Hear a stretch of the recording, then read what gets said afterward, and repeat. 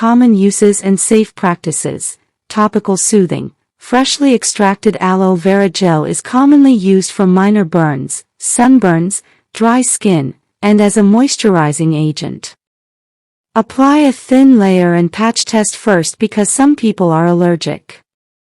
Cosmetic. Aloe gel is used in skin creams, masks, and hair treatments for hydration and smoothness.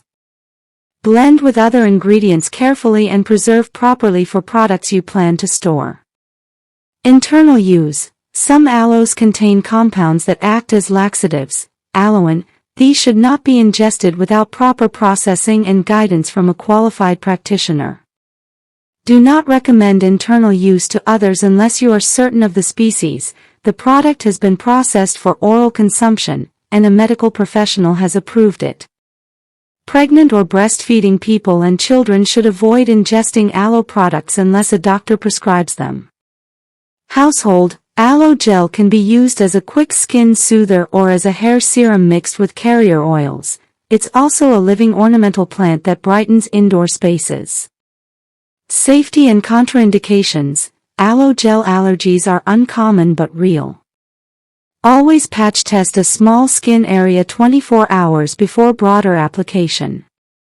Avoid ingesting garden-harvested aloe gel unless you are certain of the species and the latex has been removed and the product processed to safe standards. People on medication, pregnant or nursing people, and children should consult a healthcare professional before ingesting aloe products. If skin irritation or rash develops after topical use, discontinue immediately.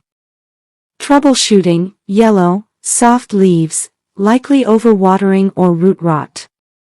Repot into a well-draining mix, trim rotten roots, and withhold water until plant recovers. Brown, crispy leaf tips, often sunburn or underwater stress.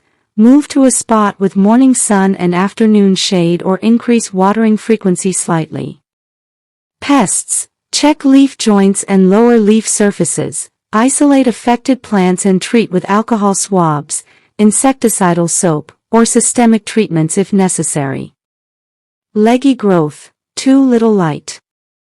Move to brighter location and consider repotting into a wider pot to encourage a stable rosette.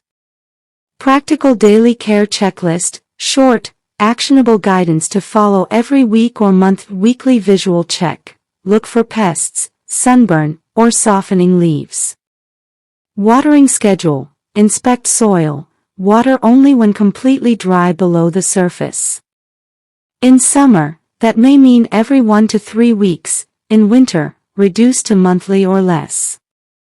Monthly. During growing season, feed once with diluted succulent fertilizer if you choose to fertilize. Twice a year. Repot if roots are crowded or soil has compacted, best done in spring. Creative uses and recipes. Topical, non-ingestible simple cooling gel. Blend fresh inner gel with a teaspoon of vegetable glycerin for extra moisture. Store refrigerated and use within a week.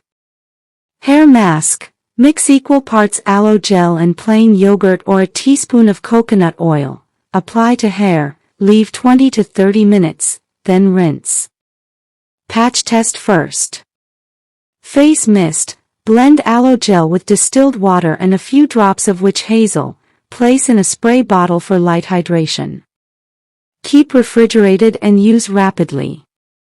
Final tips for longevity and best results. Start with a healthy plant from a reputable nursery to avoid pests and disease. Match the species to your climate and intended use. A garden specimen will have different needs than an indoor gel producer.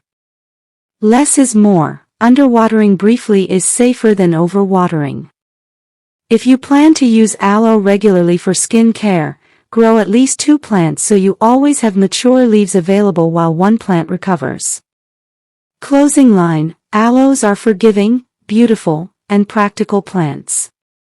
Whether you keep a single aloe vera on a sunny windowsill for the soothing gel, or a row of aloe arborescens as a flowering garden feature, understanding the species you own, and giving it the right light, soil, and water, will reward you with healthy plants and a steady supply of natural, useful gel.